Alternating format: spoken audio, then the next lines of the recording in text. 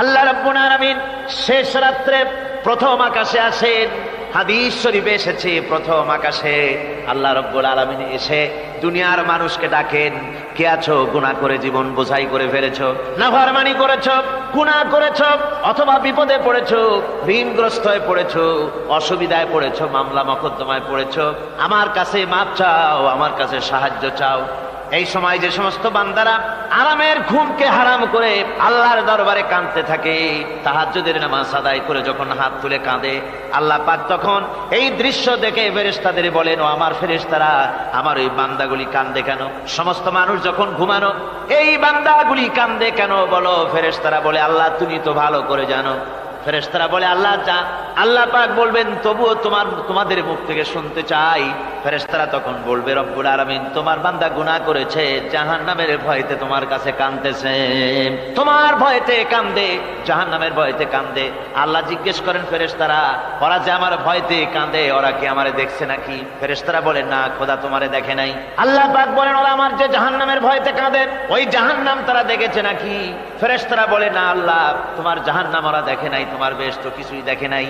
আল্লাহ পাক বলেন, ও আমার ফেরেশতারা, এই বান্দাগুলি আমার দোজখ দেখে নাই, আমাকে দেখে নাই, হাসর মিজান সিরাত কিছুই দেখে নাই, শুধু কোরআনের কথা শুনে, আমার নবীর কথা শুনে, আমার কোরআনের কথা শুনে বিশ্বাস করে আরামের ঘুমকে হারাম করে কিভাবে কাঁদতেছে তাকায় দেখ। আমার রহমতের দরিয়ায় জোশ মেরে গেছে, তোরা সাক্ষী থেকে যা, আমার ওই ক্রন্দনরত বান্দাগুলিকে আমি আল্লাহ মাফ করে দিলাম। আমার ভাইয়েরা, আল্লাহ পাক বলেন, আম্মান হুয়া কানিতুন আনা আল-লাইলি সাজিদাও ওয়া কাইমা।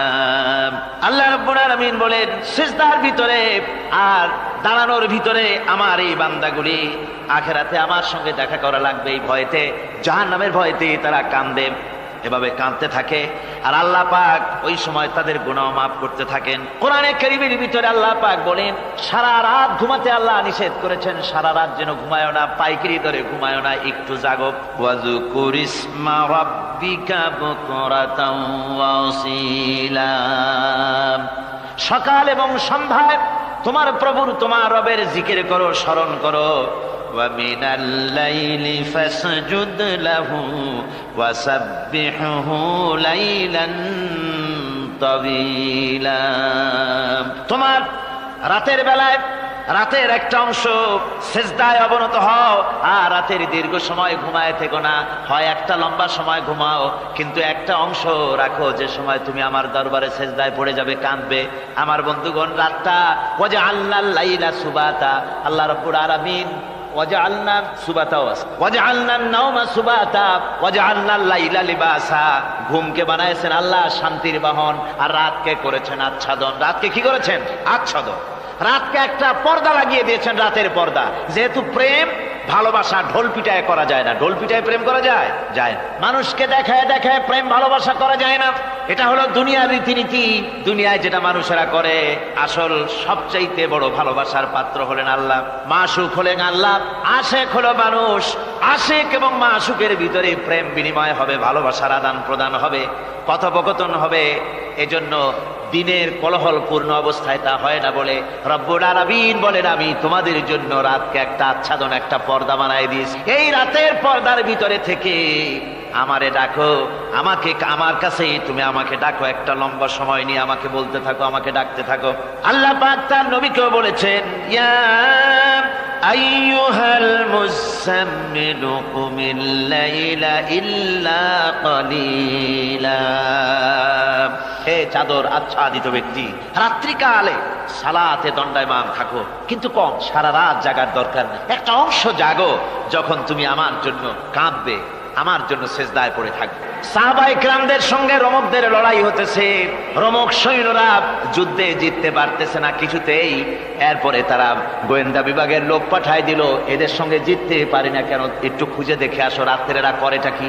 গোয়েন্দা বিভাগের লোক সারা রাত ঘুরে ঘুরে তারপরে এসে রিপোর্ট করলো।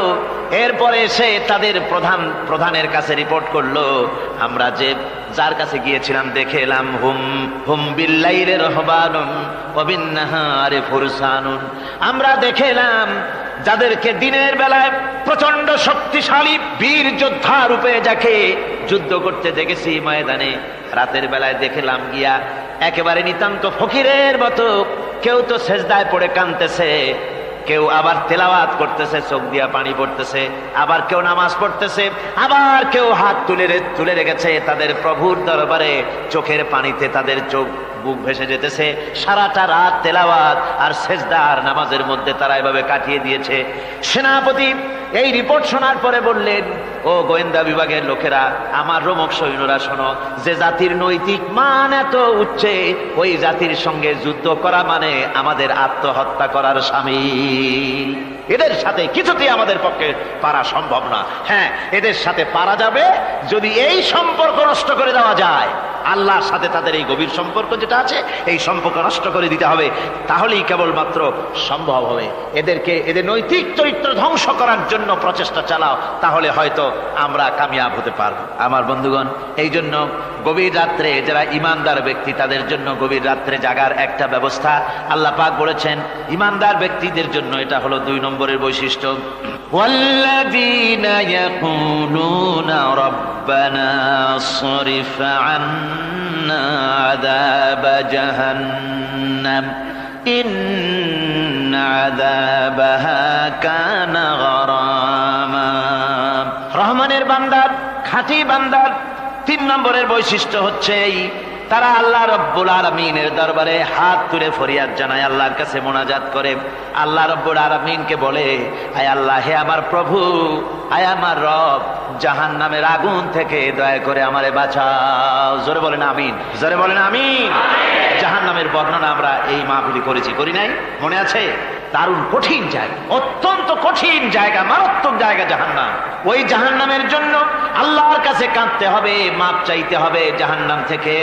মুমিন ব্যক্তির 3 নম্বরের বৈশিষ্ট্যই তাই, সে বলবে, রব্বানা সরিফ আন্না আযাবা জাহান্নাম ইন্না আযাবাহা কানা গরামা। আয় আল্লাহ, তোমার জাহান্নামের শাস্তি থেকে তোমার কাছে মাপ চাই। আল্লাহ পাক বলেন, এই জাহান্নামের শাস্তি বড়ই প্রাণান্তকার হবে। ইন্নাহা সাআত মুস্তাকাররান ওয়া মুকামা। জাহান্নাম হচ্ছে অবস্থানের জন্য অত্যন্ত নিকৃষ্ট, খুবই খারাপ জায়গা এই জাহান্নাম। কিন্তু মুসলমানদের অবস্থাটা ভিন্ন। মুসলমানেরা নেক আমল করে, ইবাদত বন্দি করে, তা সত্ত্বেও তার কলিজা কাঁপতে থাকে। সুবহানাল্লাহ, তার কলিজা কাঁপতে থাকে যে আমি যে ইবাদত করছি, এই ইবাদত আল্লাহর দরবারে মঞ্জুর হচ্ছে কিনা। এই জন্য তার মন কাঁদতে থাকে। সে আমলের উপর নির্ভর করে থাকে না, সে আল্লাহর দয়ার উপরে নির্ভর করে। কিসের উপরে নির্ভর করে? আল্লাহর দয়া, আল্লাহর রহমতের উপরে নির্ভর করে। আর সে আল্লাহর কাছে কাঁদতে থাকে, রব্বুল আলামিন, তুমি দয়া করে, মেহেরবানি করে আমার হিসাব নিও না। আমার এই হিসাব করে যদি বেহেশতে দাও, তাহলে তো বেহেশতে যাইতে পারবো। কিয়ামতের দিন আল্লাহ রাব্বুল আলামিন কোন মানুষকে যদি হিসাবের জন্য ধরে ফেলেন, তাহলে ওই বান্দার আর জাহান্নাম ছাড়া কোনো পথ নাই। এই জন্য আল্লাহ শিখাই দিয়েছেন, বান্দা দোয়া কর, ওয়া আদখিলনাল জান্নাতা বিগাইরি হিসাব। হায় আল্লাহ, বিনা হিসাবে তোমার জান্নাত আমাকে দান করো। আবার হুজুর দোয়া করেছেন, আল্লাহুম্মা হাসিবনি হিসাবান ইয়াসীরা। হায় আল্লাহ, তুমি আমার সহজ হিসাব নাও। পড়েন, আল্লাহুম্মা হাসিবনি হিসাবান ইয়াসীরা। হিসাবে ইয়াসীর, সহজ হিসাব। আয় আল্লাহ, তুমি আমার সহজ হিসাব নাও। এই হাদিসের ব্যাখ্যায় এসেছে সহজ হিসাব কি? ব্যাখ্যায় এসেছে সহজ হিসাবটা হচ্ছে, আল্লাহ রাব্বুল আলামিন কিয়ামতের ময়দানে তার কোন বান্দাকে যদি রহমত করতে চান, কোন বান্দার প্রতি যদি দয়া করতে চান, কাউকে যদি ক্ষমা করতে চান, তাহলে আল্লাহ রাব্বুল আলামিন তাকে একটা পর্দার আড়ালে ডেকে নেবেন। একটি পর্দার আড়ালে রেখে নিয়ে আল্লাহ পাক জিজ্ঞেস করবেন, বান্দা তুই কি এই গুনাহগুলি করেছিলি নাকি? এই সব গুনাহ করেছিস নাকি? আল্লাহ জিজ্ঞেস করবেন বান্দাকে, অবস্থাটা কেমন হবে চিন্তা করেন। বান্দা এইগুলি করেছিস নাকি? বান্দা ভয়তে থরথর করে কাঁপতে থাকবে, কলিজা ভয়তে কাঁপতে থাকবে, অস্থির হয়ে যাবে। সে স্বীকার করবে, রব্বুল আলামিন, তুমি যা বলেছো, আমি সব অন্যায় আমার দ্বারা হয়েছে, আমি বুঝতে পারি নাই, আমাকে মাফ করে দাও। রব্বুল আলামিন বান্দাকে বলবেন, যা বান্দা, আমি তোকে মাফ করে দিলাম, আমার জান্নাতে চলে যা। সুবহানাল্লাহ, সুবহানাল্লাহ। সুতরাং জাহান্নামের শাস্তি থেকে সব সময়ের জন্য আল্লাহর কাছে মাপ চাইতে হবে। ওয়াল্লাযীনা ইযা আনফাকু লাম ইউসরিফু ওয়া লাম ইয়াকতুরু ওয়া কানা বাইনা যালিকা কাওয়ামা। রহমানের প্রকৃত খাঁটি বান্দা তারা, যারা নাকি যখন খরচ করে খরচের সময় বেহুদা খরচ করে না, আবার খরচের ভিতরে কার্পণ্যতাও তারা করে না।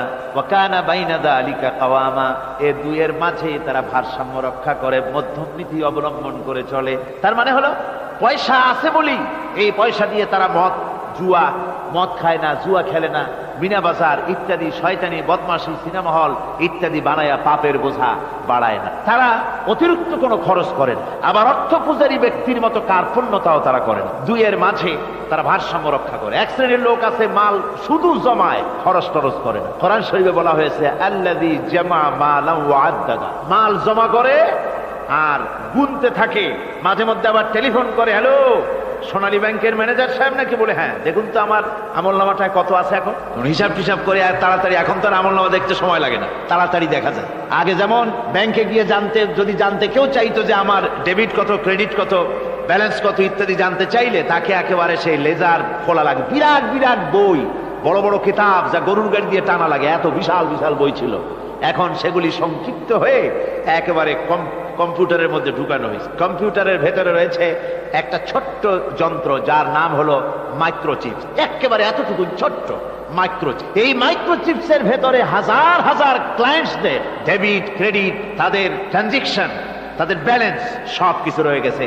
আপনি যখনই জিজ্ঞেস করবেন সে বাটন একটা দাবালো আর সাথে সাথে স্ক্রিনে এসে গেল আপনার নাম কি, বাপের নাম কি, দাদার নাম কি, কত টাকা জমা করছিলেন, কোন কোন তারিখে উঠাইছেন, আছে কত, নিছেন কত, 14 গোষ্ঠীর ইতিহাস একটা চাপে চলে আসে। তো আমি মানুষকে এভাবে বলি যে এই বুদ্ধিটা যিনি দিলেন, লোকেরা বলে তো কয় যে কিয়ামতের দিন আল্লাহ নাকি আমলনামা দিবে মানুষের সামনে হাজির করিয়া, ইমানদারের সামনের থেকে ডান হাতে, বেঈমানের পিছন থেকে কোন হাতে, বাঁ হাতে।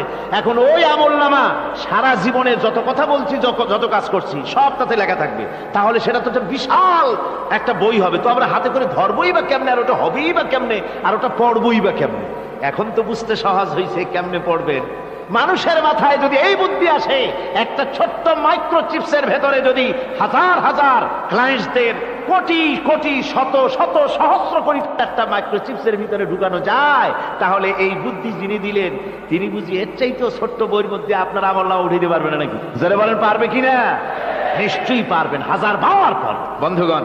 সুতরাং এরা মাল জমা করে আর গনে, জিজ্ঞেস করে ম্যানেজার সাহেব কত হয়েছে, বলে যে এত লক্ষ এত। তখন আবার চিন্তা হয় যে আরো কত টাকা জমাইতে পারলে কোটি হয়, তারপরে আরো 200 কোটি হয়, এভাবে তারা জমাইতে থাকে, খরচ করে না। তো এ ব্যাপারে সন্তানের জন্য, সন্তানদের জন্য খরচ যেটা লাগে সেটা স্ত্রী পুত্র সন্তান আত্মীয় স্বজন যে আছে, যা তাদের জন্য যে পরিমাণ খরচ করা লাগে তা যদি না করে তাহলে এটা হচ্ছে বখিলি, আর খরচ করতে গিয়ে যদি বেশি করে তাহলে সেটা হচ্ছে বেহুদা খরচ। এখন এই বেহুদা খরচ থেকে আমাদেরকে বাঁচতে বলা হয়েছে। বিষয়টা হচ্ছে নিজের আত্মীয় স্বজন সন্তান সন্ততির জন্য খরচ করতে হবে যা লাগে তাই, আর আল্লাহ রাস্তায় যখন দেওয়ার কথা আসে তখন প্রাণ খুলে দান করতে হবে।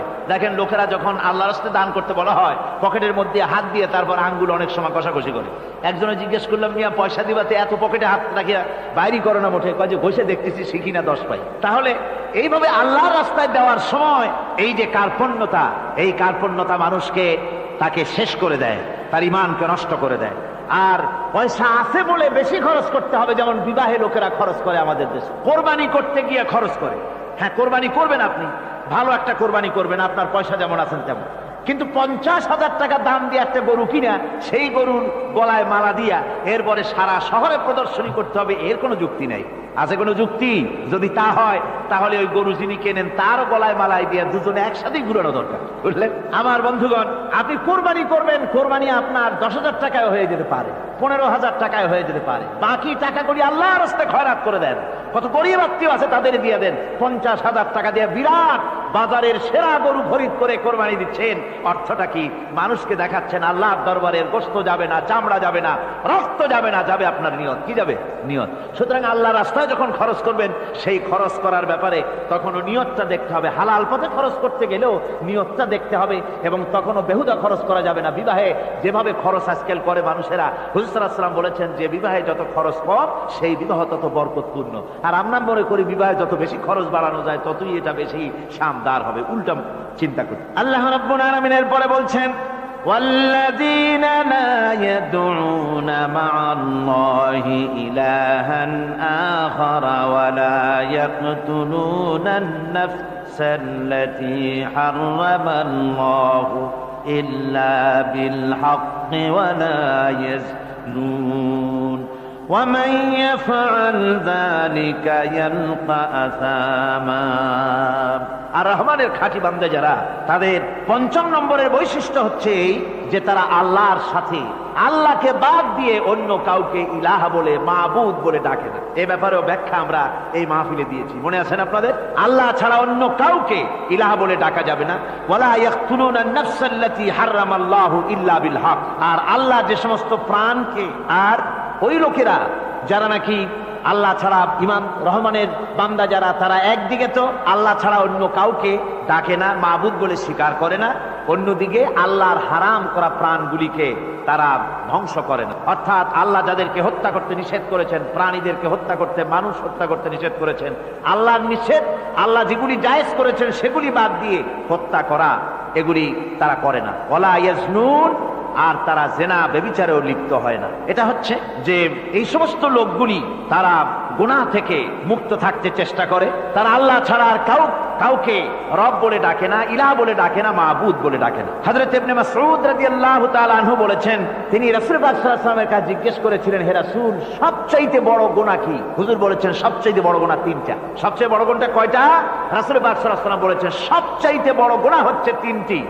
একটি হচ্ছে, তুমি যদি কাউকে আল্লাহর সমতুল্য প্রতিদ্বন্দ্বী বানিয়ে যদি তার কাছে কিছু চাও, তাহলে এটা সবচেয়ে বড় গুনাহ। সন্তান দিতে পারেন আল্লাহ, তোমাকে রোগমুক্ত করতে পারেন আল্লাহ, আল্লাহ যা করতে পারেন এই সব বিষয়গুলি যদি মানুষের কাছে চাও, তাহলে তুমি আল্লাহর জায়গায় তাকে বসালে, এটা সবচেয়ে বড় গুনাহ। আর 2 নম্বরের গুনাহ হচ্ছে, নিজের সন্তান তোমার খাবার খাবে, তোমার খাবারে সন্তান ভাগ বসাবে, এই ভয়তে সন্তানকে হত্যা করা, এটাও বিরাট পাপ। আর 3 নম্বরে হচ্ছে প্রতিবেশীর স্ত্রীর সঙ্গে জেনা করা, এটা হলো আরেকটি। মোট 3টি গুনাহ বলেছেন রাসূলুল্লাহ, সবচাইতে মারাত্মক গুনাহ। তার মধ্যে এই গুনাহগুলি তো আমাদের সমাজে চালু আছে।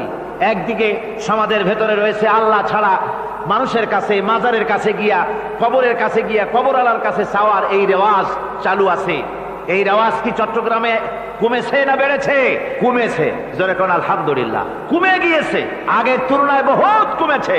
যারা এই মাজারকে নিয়ে ব্যবসা করে, তারা অনেকে বলেছেন যে আমাদের ইনকাম আগে যা ছিল তার থেকে 4 আনায় নেমে গিয়েছে, 12 আনায় শেষ। জোরে কোন আলহামদুলিল্লাহ। জোরে বলেন আলহামদুলিল্লাহ। এই মাজার পূজা থেকে বাঁচতে হবে। 2 নম্বরে রয়েছে, সমাজের ভিতরে চালু আছে এই যে সন্তান হত্যা করা, এই হত্যা করার এক রেওয়াজ চালু আছে। এরপরে রয়েছে এমনি মানুষকে হত্যা করা। কলেজ ইউনিভার্সিটিতে যেভাবে মানুষ হত্যা করা হচ্ছে, এরা জানে না নিজের আদর্শকে প্রতিষ্ঠার জন্য আন্দাজ এবং অনুমানের উপরে ভিত্তি করে জেদ করে মানুষকে হত্যা করছে। কি বলেন? করে না? আল্লাহ রাব্বুল আলামিন বলেন, وَمَن يَقْتُلْ مُؤْمِنًا مُتَعَمِّدًا فَجَزَاؤُهُ جَهَنَّمُ خَالِدِينَ فِيهَا أَبَدًا। আল্লাহ রাব্বুল আলামিন বলেন, মুমিন বান্দা কি কেউ যদি ইচ্ছে করে কাউকে হত্যা করে, তাহলে তার জায়গা হবে জাহান্নাম, তার আর কোনো শাস্তি নাই, একমাত্র জাহান্নামই হবে তার শাস্তি, চিরকাল জাহান্নামের ভিতরে থাকতে হবে। জোরে বলেন নাউজুবিল্লাহ। আজকে কলেজের মধ্যে, ইউনিভার্সিটিতে অনবরত আমরা হত্যাকাণ্ডের খবর শুনতে পাচ্ছি, সমানে হত্যা হচ্ছে। এই যে সন্ত্রাস এবং হত্যা যা হচ্ছে কলেজ ইউনিভার্সিটিতে, আপনারা আমাকে বলেন অনুরূপ হারে মাদ্রাসায় এই ধরনের সন্ত্রাস হচ্ছে? এত আস্তে জবাব দিলেন তাহলে বোধহয় হচ্ছে দেশে। মাদ্রাসায় সন্ত্রাসের কারণে, কোন টাইটেল মাদ্রাসা, ফাজেল মাদ্রাসা সন্ত্রাসের কারণে বন্ধ হয়েছে এমন কোন নজির আপনারা পেয়েছেন? পান নাই। কেন পান? কলেজ বন্ধ হচ্ছে, ইউনিভার্সিটি বন্ধ হচ্ছে, সন্ত্রাসের কারণে মাদ্রাসা বন্ধ হয় না কেন? তার কারণ হচ্ছে কলেজ ইউনিভার্সিটিতে কোরআন পড়ানো হয় না, হাদিস পড়ানো হয় না, তাই তারা হত্যা করলে কি পাপ হয় তাও জানে না। হত্যা পাপ, হত্যার পাপ তো দূরের কথা, মানুষ কোরআন শুনতে আসে, কোরআন শুনতে আসাটাও তাদের বরদাস্ত হয় না। আমি জানতে পারলাম, এ মাহফিল আসার সময় জানতে পেরেছি, চট্টগ্রাম বিশ্ববিদ্যালয়ের কাছে থেকে শ্রোতৃমণ্ডলী মাহফিলের শ্রোতারা বাসে যখন আসতেছিল, সেখানকার কিছু সংখ্যক ছেলেরা ইট পাটকেল মেরেছে বাসের উপরে, বহুত লোক সেখানে আহত তারা করেছে। নাউজুবিল্লাহি মিন যালিক। কি শিক্ষা দেওয়া হচ্ছে সেখানে? কিন্তু মাদ্রাসায় তো হচ্ছে না। কেন হয় না? তার কারণ হচ্ছে মাদ্রাসাগুলিতে কোরআনে কারীম পড়ানো হয়, রাসূলুল্লাহর হাদিস পড়ানো হয়, সেখানে জানানো হয়, এই কথাগুলি পড়ানো হয়। যদি কেউ কাউকে হত্যা করে জাহান্নাম ছাড়া কোনো জায়গা থাকবে না, চিরকাল জাহান্নামে থাকতে হবে, এই ভয়তে ওরা হত্যার ভিতরে যায় না। এই জীবন জীবন নয়, পরকাল আছে, কিয়ামতের দিন আল্লাহর দরবারে দাঁড়ায়া জীবনের সবকিছুর হিসাব দিতে হবে। এই জন্য তারা এসব জানে বলে, এসব তাদের রক্তে মাংসের ভিতরে ঢুকানো আছে বলে তারা চুরি ডাকাতি জিনা ব্যভিচার হত্যার দিকে তত যায় না যত এরা যায়। ঠিক কিনা বলে? কলেজ ইউনিভার্সিটিতে আজকে কোরআন